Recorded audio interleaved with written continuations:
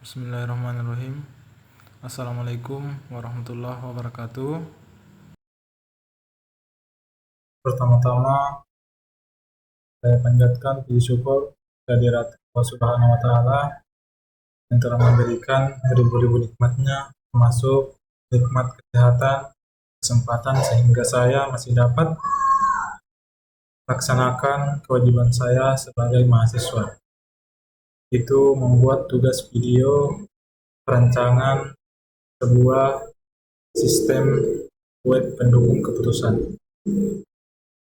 Yang kedua, salam dan salawat tak lupa pula kita kirimkan ke baginda Nabiullah Muhammad SAW yang telah membawa kita dari alam gelap menuju alam yang terang benderang yang penuh dengan ilmu sampai saat ini. Perkenalkan, nama saya Insinyur Muhammad Rifki, program studi Sistem Informasi. Kali ini saya akan menjelaskan sebuah perancangan sistem web terintegrasi untuk efisiensi operasional restoran berbasis real time, yaitu quick order dan live occupancy system.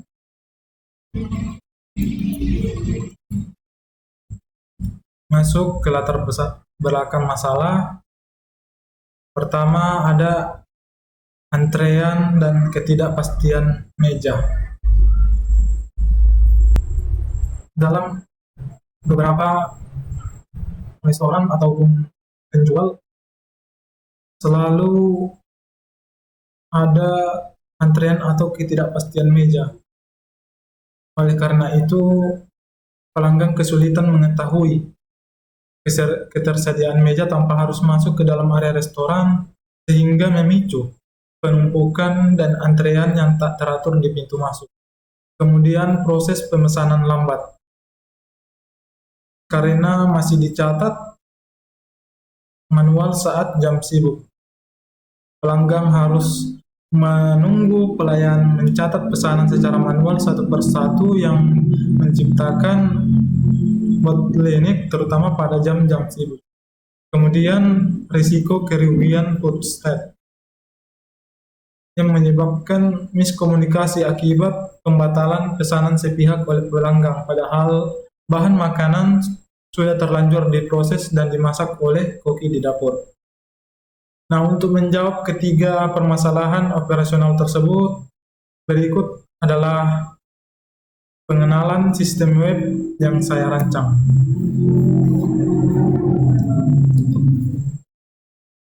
Pengenalan sistem 4-in-1. Untuk mengatasi hal tersebut, saya merancang quick order dan live occupancy system, yaitu sebuah sistem ekosistem web terpadu berbasis real time yang menghubungkan seluruh titik operasional restoran secara real time tanpa perlu menginstal aplikasi tambahan. Yang pertama yaitu web display pintu, kemudian web pelanggan, kemudian sistem web dapur, dan terakhir ada sistem web admin dan kasir. Selanjutnya mari kita lihat apa saja tujuan utama dari pengembangan sistem ini.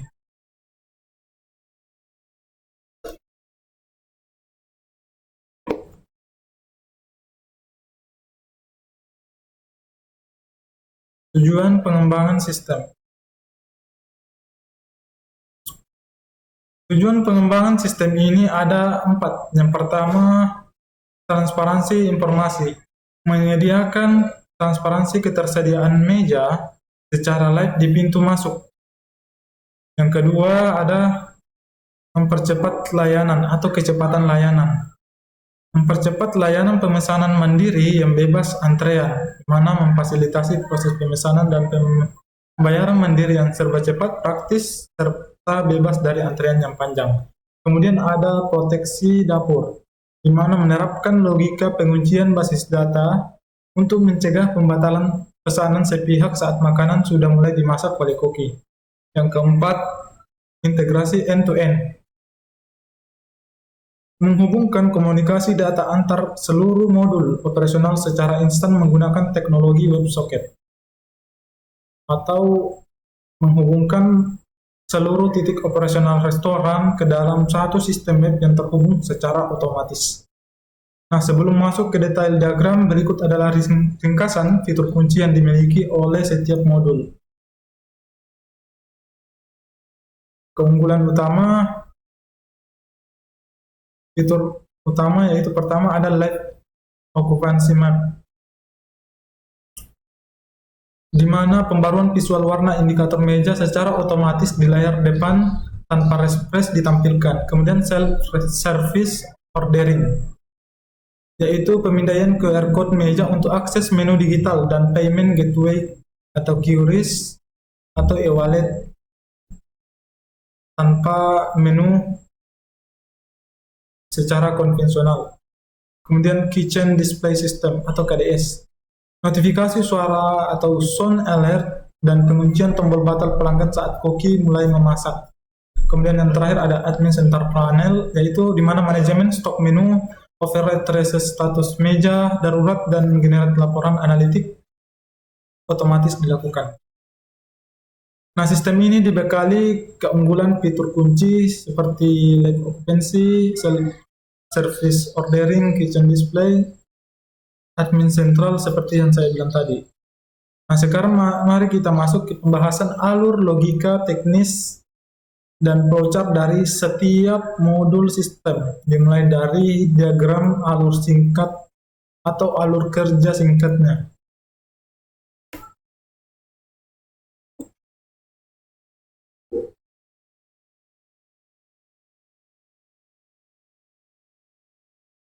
Diagram pertama ini memetakan ringkasan perjalanan pelanggan dalam 5 tahap, yaitu dimulai dari pintu depan, tahap 1 pelanggan cek status meja di layar display pintu. Kemudian tahap kedua yaitu duduk dan scan. Pelanggan scan QR code di meja kosong. Scan artinya memindai kode QR, lalu sistem set status menjadi merah. Kemudian yang ketiga ada pesan dan bayar. Pelanggan memilih menu dan kemudian membayar melalui QRIS atau e-wallet. Nah, yang keempat tahap proses dapur. Order masuk ke sistem koki dan koki mulai mengklik mulai, sehingga sistem mengunci tombol batal pesanan mandiri dari pelanggan. Kemudian koki memasak dan mengklik selesai. Kemudian pada tahap kelima, makanan disajikan. Pelanggan klik check out, artinya proses keluar atau selesai. Sehingga set status meja reset menjadi hijau. Alur berakhir di titik ini. Nah, setelah memahami gambaran umum berikutnya, mari kita bedah alur flowchart modul pertama di area depan, yaitu web display pintu. Diagram ini mengatur tampilan layar informasi ketersediaan meja di pintu masuk. Dimulai dari kemudian masuk ke Dena layout resto atau memunculkan Dena layout restoran tersebut. Kemudian masuk ke standby WebSocket listener, yaitu sistem bersiaga mendengarkan sinyal perubahan data otomatis tanpa refresh halaman. Kemudian decision 1 atau sistem memeriksa terima trigger perubahan status, ya atau tidak. Jika tidak, panah looping kembali bersiaga. Jika ya, maka alur lanjut ke keputusan kedua atau decision kedua. Kemudian memeriksa update status meja apa. Jika terisi atau occupied, maka sistem mengeksekusi update visual meja menjadi merah. Kemudian jika free atau kosong, sistem mengeksekusi update visual meja menjadi hijau. Nah, panah kembali naik ke standby WebSocket Listener untuk bersiaga memantau status secara real time. Nah, beralih ke modul pemesanan langsung dari HP konsumen, berikut adalah alur flowchart modul web atau sistem modul web pelanggan. Diagram ini mengatur alur pemesanan mandiri oleh konsumen dari HP tanpa mendownload aplikasi.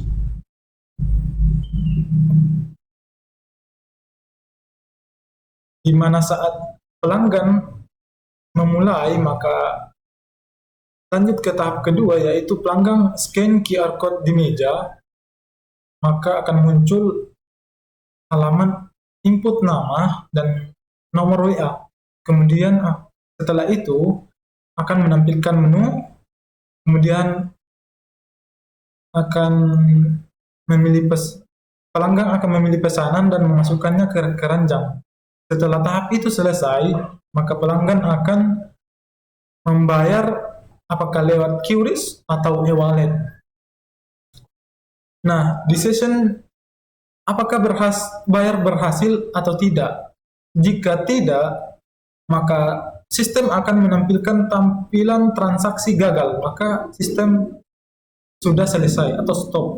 Jika ya, sistem akan menyimpan pesanan ke DB dan broadcast dapur atau ke sistem dapur. Nah, kemudian status dimulai oleh koki. Jika tidak, tombol batal aktif mandiri menjadi aktif.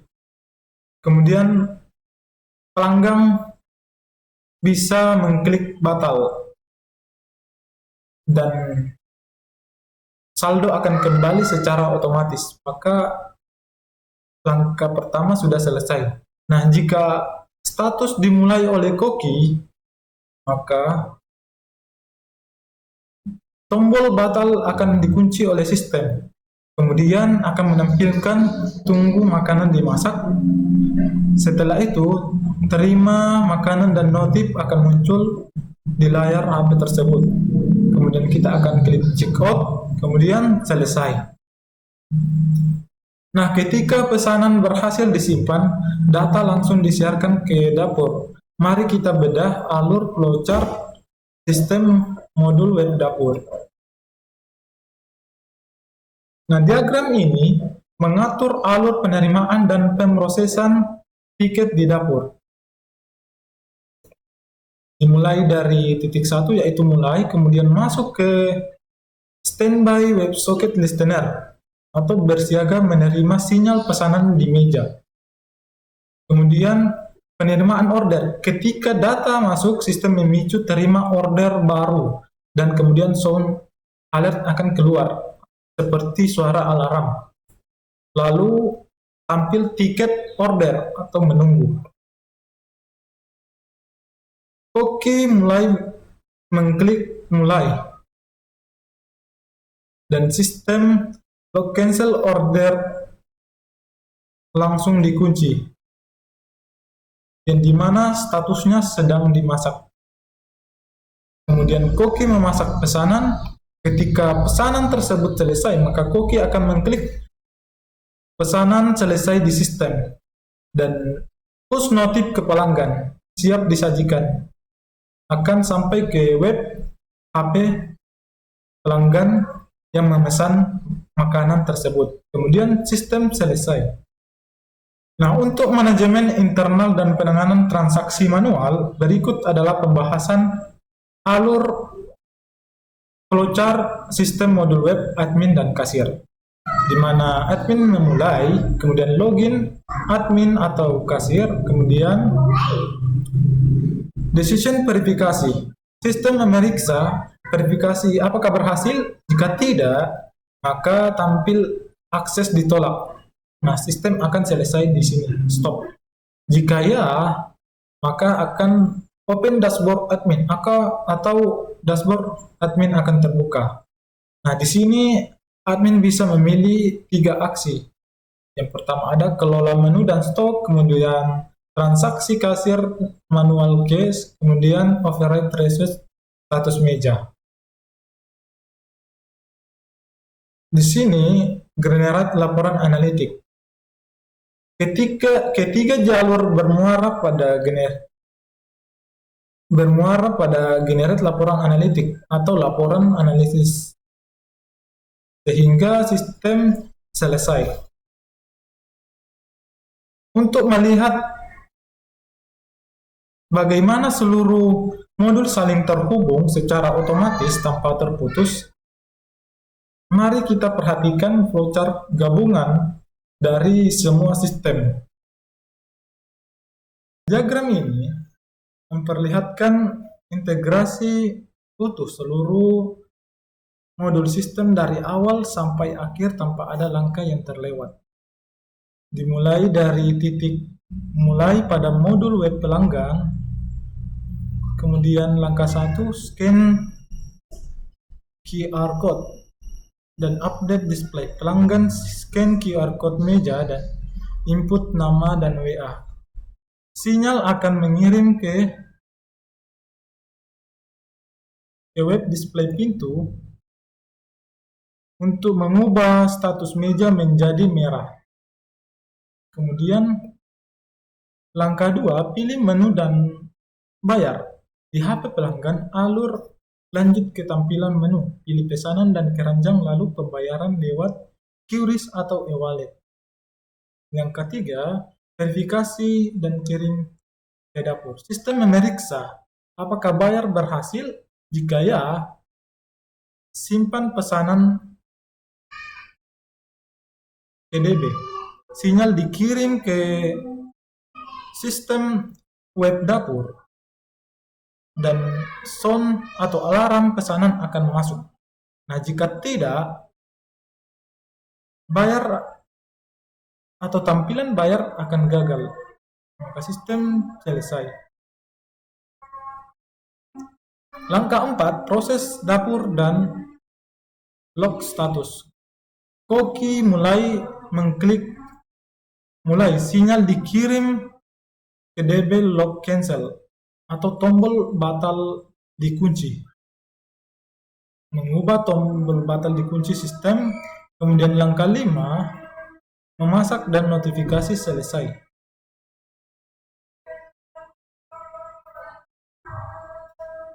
Maka ketika koki mulai mengklik selesai pada web sistem dapur, sistem akan memicu push notif siap disajikan ke web pelanggan, yaitu makanan siap disajikan atau terima makanan. Nah, langkah 6, pelanggan melakukan klik checkout atau selesai, atau admin melakukan override reset, maka sinyal akan dikirim ke web display pintu untuk mengeksekusi status menjadi meja hijau. Maka seluruh alur sistem telah selesai. Sebagai penutup dari seluruh pemaparan presentasi hari ini, selanjutnya kesimpulan yang dapat saya sampaikan yaitu ada 2. Yang pertama, ekosistem web terpadu real time. Sistem quick order dan live okupansi berhasil mengintegrasikan seluruh titik operasional restoran ke dalam satu platform web terpadu secara real time tanpa perlu pelanggan memasang aplikasi yang rumit. Kemudian efisiensi operasional dan proteksi dapur. Sistem ini efektif memangkas waktu antrean, mempercepat transaksi pemesanan mandiri, mencegah kerugian bahan baku atau food waste, via develop serta meningkatkan perputaran meja tabel turnover rate. Sekian yang dapat saya sampaikan pada kesempatan kali ini. Kurang dan lebihnya mohon dimaafkan. Saya akhiri dengan ucapan wassalamualaikum warahmatullahi wabarakatuh.